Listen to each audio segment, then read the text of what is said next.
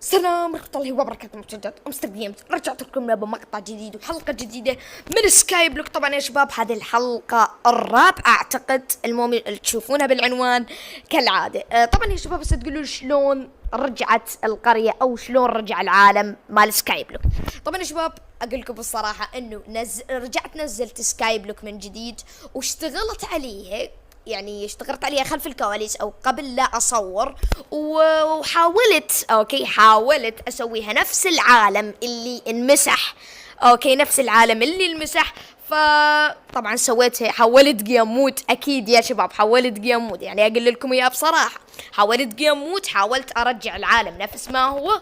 فطلع بيدي هذا الشيء، فاتمنى انه ما حد يزعل انه يعني ليش تستخدم والله مو بيدي، يعني راح العالم. فحبيت ان نكمل بالسلسله لين السلسله خرافيه وقاعد يجي عليها يعني دعم يرضي.